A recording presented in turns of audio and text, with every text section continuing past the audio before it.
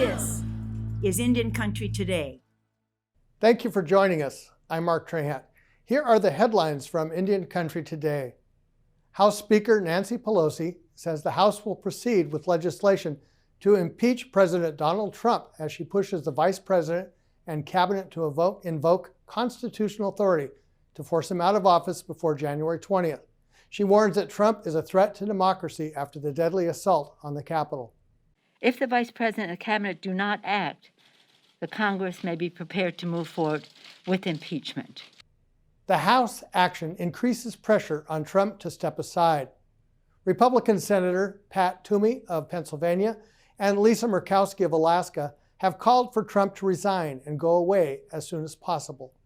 The impeachment could even proceed after Trump leaves office because the Constitution gives two specific powers to the Senate for conviction. The first is removal from office. The second is a lifetime ban on ever running for office again. We now know the siege on Capitol Hill was worse than we thought at first. Lawmakers and their staff were hunted through the building.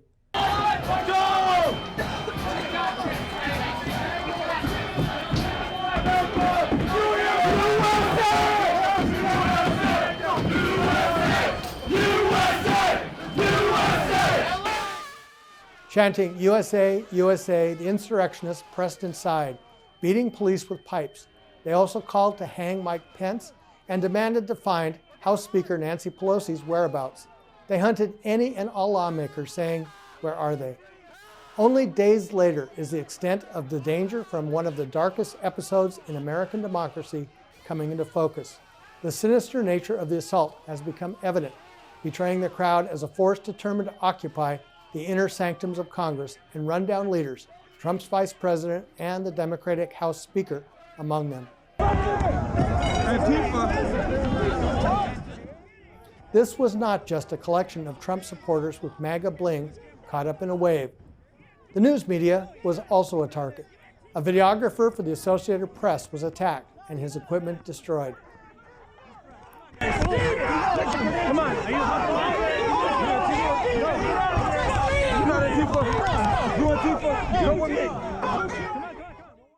Outside, makeshift gallows stood, complete with sturdy wooden steps and a noose.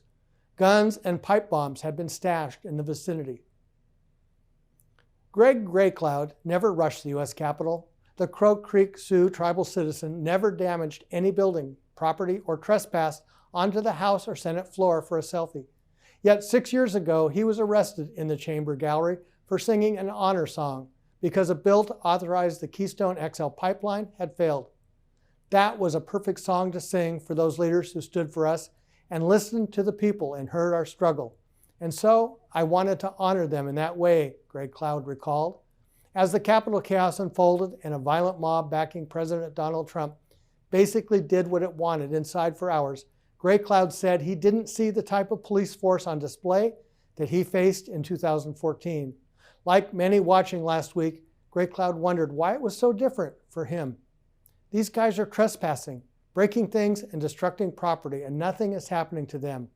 How they treated us at the time was way different, the complete opposite from how they're treating the Trump protesters.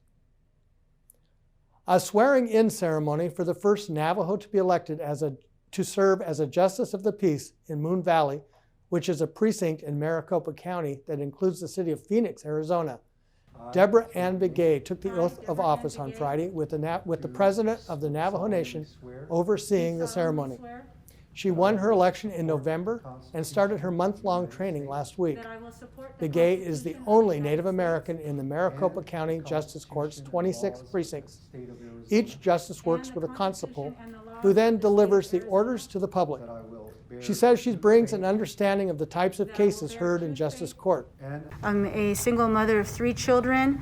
I felt it was important on behalf of single mothers. Eviction is a big thing that I'll see in my courts, to have representation for the diverse community that doesn't necessarily have a lot of legal representation when they come into the justice courts. She says domestic violence is another issue she expects to rule on, and she says she will judge in a way that women can have safety. Begay graduated from law school at Arizona State University. She is also a Naval Reserve veteran. And those are the headlines from Indian Country Today. I'm Mark Trahant. We'll be right back.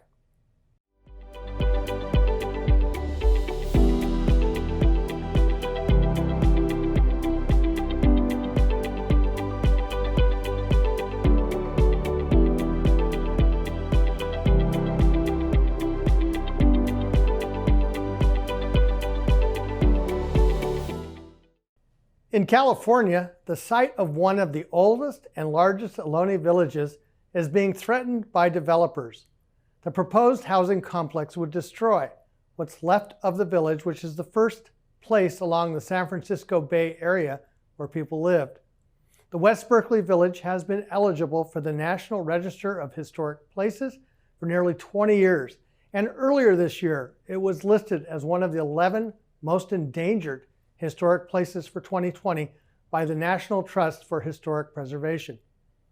The two property owners are appealing the city's decision to protect the site from the housing project, and a decision is expected in the spring. Joining us today to talk about the cultural and archaeological significance of the site is Corrina Gould from the Confederated Villages of Litan, who has been working to protect the sacred site, and archaeologist Christopher Dore, who has helped the site gain eligibility for the National Register of Historic Places. Welcome to you both. Thank you. Thanks so much for having us. Corrina, you've been working with other Ohlone people and allies to protect the site for decades. What was the Ohlone culture like back then, and why is it important to preserve what's left? Well, we're talking about 200 short years that we had first contact in our territory. And our ancestors were taking care of the land like indigenous people all over the world. We had a relationship and lived in reciprocity with the territories that we were on. You know, and the West Berkeley Shell Mound was the first place that my ancestors lived along the bay. We created our village sites and our shell mounds, our cemeteries, where salt water met fresh water. And so creeks were there, and you know, there were fishing villages and there were places. And so I imagine that my ancestors created these places because, like all of us, we're connected to the lands in different ways. But this particular site for our people was a site that actually connected us to the afterworld as well. This particular site, the West Berkeley Shell Mound, is connected to what people now call Alcatraz, where our ancestors, we believe, sat on that rock for 4 days while we had ceremony once they passed over. And at the time as the sun goes down, they would leave through our western gate on the fourth day, which is where the Golden Gate Bridge is. And so it's a part of our cosmology, our teachings, and really it's our responsibility as indigenous people from this territory to continue on the songs and dances that have happened for millennium. It's my responsibility to pass this on to the next generation. Living in the Bay Area, most of our sites are covered with asphalt and buildings, and our sacred landscapes are almost disappeared in the naked eye. And so it's important for us, not only as Ohlone people, to take up this site, but for people that now live in our territory to realize these amazing sacred places in their midst. Well, when you think about it, just the idea of so much pavement in an urban area, you would think that the region would want to preserve such places and make it part of the modern cosmology in a way. Yeah, I believe that we have a lot of people that really want that to happen. And, you know, because we live in a time where there's private land ownership, we really need to have those people that are holding the deed to this land now to be willing to sell it to us or to someone else so that we can preserve it for the next 7 generations and beyond. Chris, let's zoom out and look at this from an archaeological point of view. What made this such an ideal place, and why is it important? An ideal place to settle. You have to take the longer term perspective, and most people think of San Francisco Bay as always being there, but it wasn't. And there were people in the area before the bay existed, when the ocean was 20 miles farther out and Berkeley was 30 miles from the ocean. And the bay filled up rather rapidly, as much as perhaps even an inch a year at its peak, and stabilized about 4,000 years ago or so. And this created a unique environment where when the bay was stable and water was stable, estuaries and marshes began to develop. And those are incredibly rich and great places to live because you had a mix of resources. You had marine resources and foods. You had the marsh itself and birds and marsh animals. Plus you had the land animals. But at the time, people didn't know how to take advantage and how to utilize this very rich environment. So and water was important as well. So around San Francisco Bay, around 5,000 years ago, people began to figure that out and began building these villages and settling at places where fresh water streams, and in this case in Berkeley, it's Strawberry Creek, met the Sacramento River at the bottom of San Francisco Bay, but in more recent times met the edge of San Francisco Bay and created a great place for people to live and settle and thrive, and the Ohlone have done that. What makes this one unique in terms of eligibility for historic preservation? So the National Register of Historic Places has 4 criteria by which you can become eligible for listing. And you only need to meet one of those criteria. And typically, any type of resource, it could be a building or it could be an archaeological site, typically meets 1 or 2 of those criteria. This site is the only site that I have ever worked on in my career that actually meets all 4 of those criteria. So it's extremely important, and important for a large number of different reasons.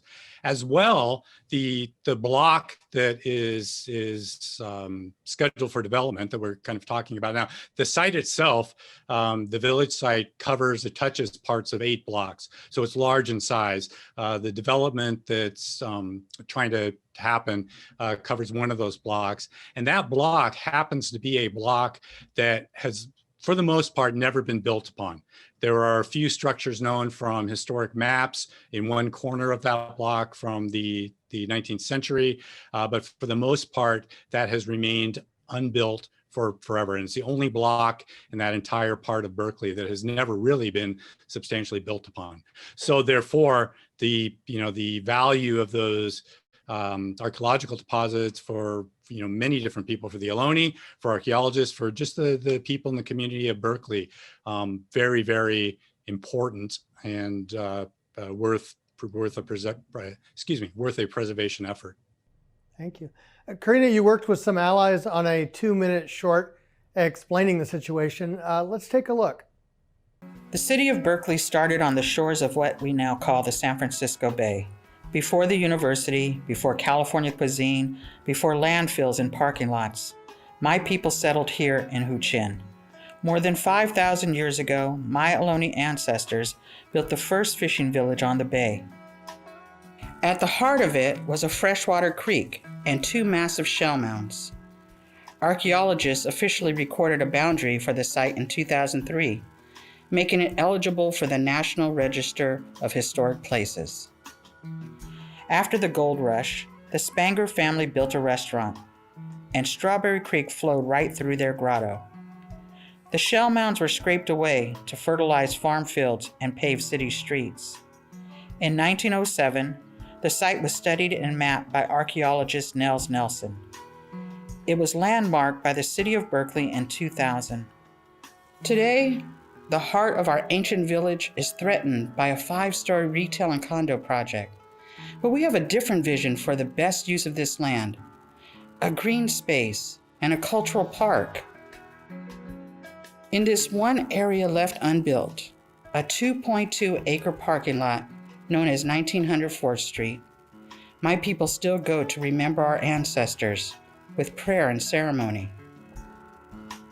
This is where people lived and died, laughed and cried, and buried our ancestors in the shell mounds. Ohlone people are still here, and we have a vision for this sacred site, not for the commercial development being proposed, but a green space with flowing water, a memorial park where we can rebury our ancestors who were taken away to museums, a place for reflection and ceremony for all. On the top, my people could see fires built on shell mounds across the bay. This is where we sang the Ohlone spirits out through the western gate. This is the birthplace of Berkeley. Corrina, the owners are appealing the city of Berkeley's ruling to protect the site.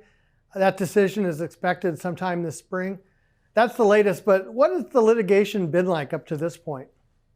Well, I think that folks should know that there was a outcry from people from all walks of life when this project first came forward. It was really high-end condominiums and box shopping centers that were there, and really we received over 1,400 letters on behalf of preserving and protecting the site, and the developers only received 5.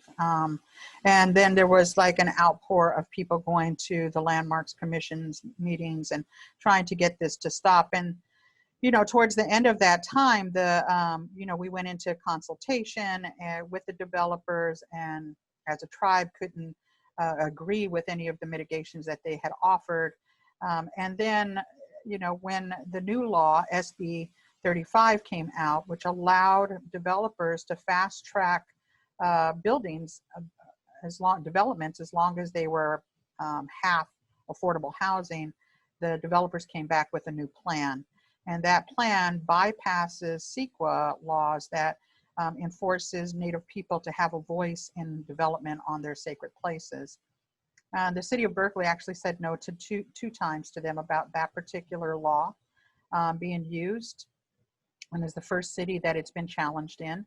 And as the tribe, we had to intervene on that on behalf of with the city.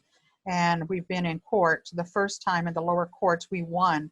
The judge actually likened the West Berkeley Shell Mountain Village site to many of the destroyed sacred places around the world.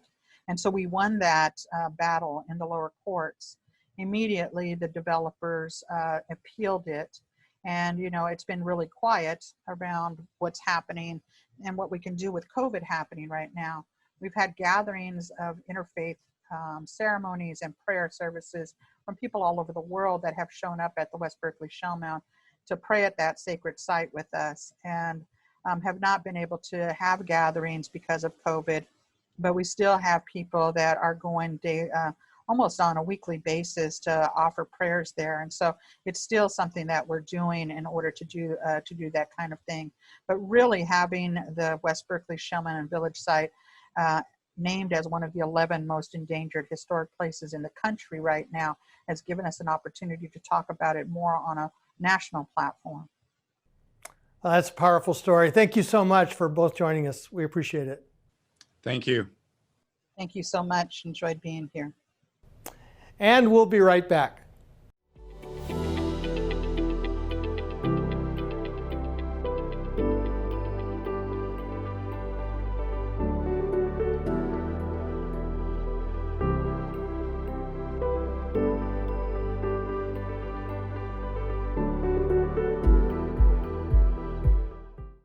Dalton Walker is a national correspondent for Indian Country Today, and he's been covering the double standard so many people are commenting on when it comes to the way the Capitol Police handled the rioters last week compared to the way Native water and land protectors have been treated.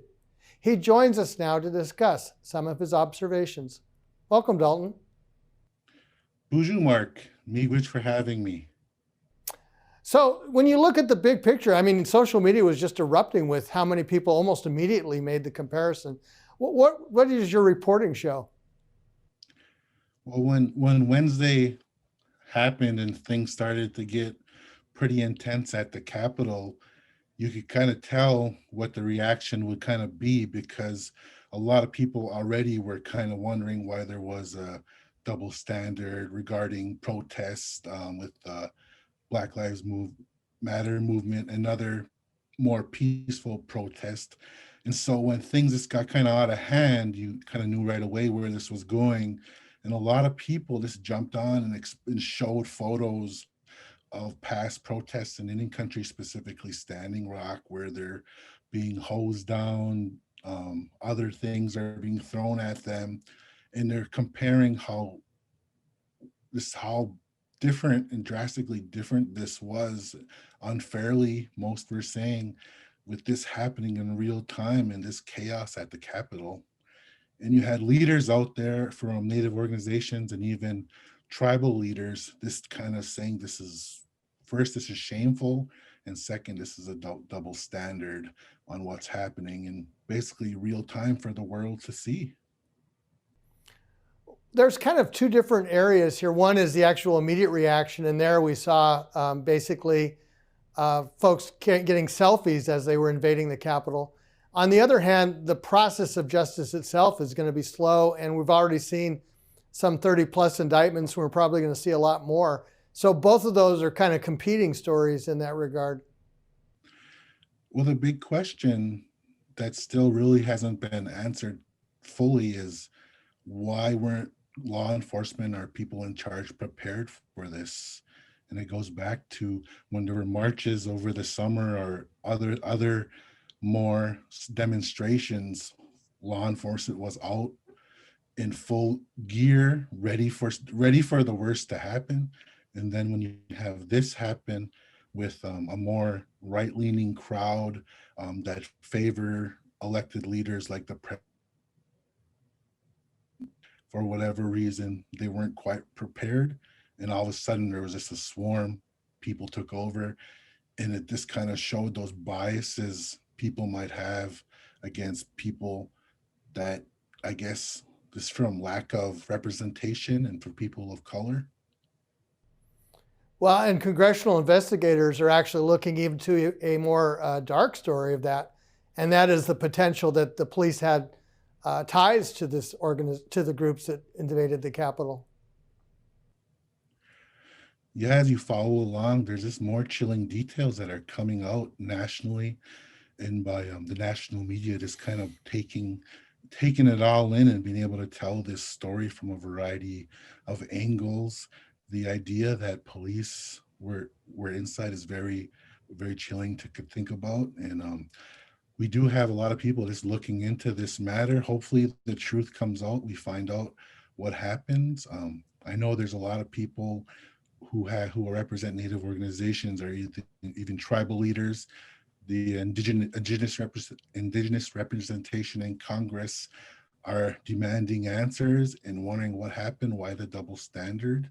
And it's just wild to think about that this happened and there's still fallout. I wonder if this will change the way police and other law enforcement agencies deal with peaceful protests. Will it make them rethink how they go about the whole process? I think that's the idea for many people now, especially in Indian country. I spoke to a young man up in South Dakota, Greg Greycloud. He's a Crow Creek Sioux citizen. In 2014, he was in the Capitol, and he wasn't like trying to take over or do anything that was forceful. He sang a song, and he got tackled, pushed, apprehended, and taken to jail swiftly, fast. And it was kind of like, how is it so easy for that to happen? And then you have people who can storm the Capitol with little things happening in real time. Or even people who are doing peaceful protests in other places, most recently the Black Hills, who Nick Tilson was actually charged with a felony for a peaceful protest. Exactly. And we've been following along with Nick and his group, the Indian Collective, on what they've been doing since last year, specifically during the 4th of July weekend when Donald Trump visited the Black Hills, and Nick and dozens of other land protectors were on the scene in the Black Hills voicing their opposition for the visit. And like you mentioned, Nick was one of the people to get arrested, and he's one of the few with serious charges that are still going through the legal process right now. I wonder if last week's actions will actually change the legal process for people like Nick Tilson. It'll definitely be interesting to follow and see what happens. We're kind of in a new space right now. Hopefully a lot of those questions asked will go answered, and there'll be some movement for people that can make these decisions. One of the extraordinary stories that's just coming out now is that how the folks who are organizing this insurrection were also taking on state capitals. And not only could we have had this episode in Washington, well, we already did have it in Michigan where the folks challenged the governor and wanted to arrest her. That shows how widespread this conspiracy is starting to evolve. Yeah, and even though this happened last week, it just seems like it's still something happening, especially with Biden's inauguration coming up. A lot can happen between now and a lot can happen after and beyond Washington in our backyards at the Capitol. So we're just trying to keep an eye out, trying to make sure we're paying attention to see what's going on to report on it. Thank you, Dalton. And you can read his stories, Use of Force, Capitol versus Standing Rock, and Capitol's Double Standard 2014 Lakota song on our Indian Country Today website. And that is a slice of our Indigenous world today. Thank you for watching. We'll be back with another edition tomorrow. I'm Mark Trahant. You got to take a stand just because you know you can. Oh, you got to run, you got to run.